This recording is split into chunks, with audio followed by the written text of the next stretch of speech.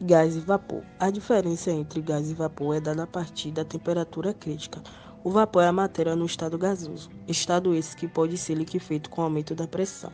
Com o gás não ocorre o mesmo. Ele é fluido impossível de ser liquefeito com um simples aumento de pressão. Isso faz com que o gás seja diferente do vapor. Comportamento dos gases. Uma determinada substância no estado gasoso é um gás se a sua temperatura for superior à temperatura crítica. Se a temperatura for igual ou inferior à temperatura crítica, a substância é vapor. Os gases reais que normalmente conhecemos como, por exemplo, o hélio, nitrogênio e oxigênio, apresentam características moleculares diferentes e particulares de cada um. Contudo, se colocarmos todos eles a altas temperaturas e baixas pressões, eles passam a apresentar comportamentos muito semelhantes.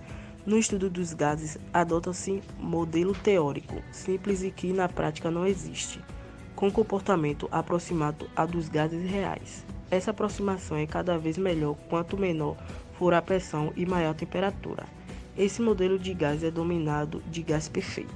Por volta do século XVII e século XIX, três cientistas, sendo eles Charles Gay-Lussac e Paul Clapeyron, após estudarem o comportamento dos gases, elaboraram leis que regem o comportamento dos gases perfeitos, também chamado de gases ideais. A lei por eles determinada estabelece as regras do comportamento externo do gás perfeito, levando em conta apenas as grandezas físicas que estão associadas a eles.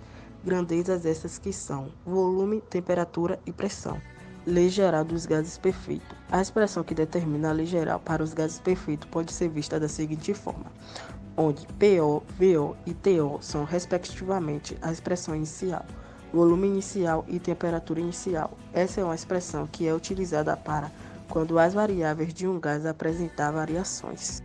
Lei de Boyle. Robert Boyle, físico e químico, foi quem determinou a lei que rege as transformações sofridas por um gás, quando sua temperatura é mantida constante.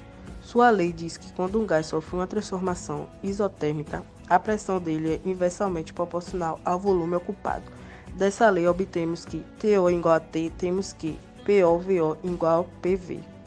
Lei de Charles. A lei de Charles é a lei que rege as transformações de um gás perfeito a volume constantes.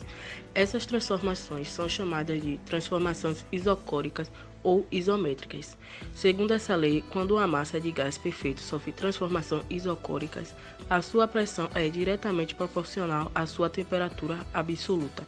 Matematicamente, essa lei pode ser expressa de seguinte forma, onde PO e TO são, respectivamente, a pressão inicial e a temperatura inicial. Lei de Gay-Lussac. A lei de Gay-Lussac é a lei que rege as transformações de um gás perfeito à pressão constante. Essa lei, apesar de levar o nome Gay-Lussac, já havia sido descoberta pelo físico e químico A.C. Charles. Segundo a lei, quando o gás sofre uma transformação isobárica, o volume do gás é diretamente proporcional à sua temperatura absoluta. Matematicamente, essa lei pode ser expressa da seguinte forma, onde VO e TO correspondem respectivamente ao volume inicial e à temperatura inicial.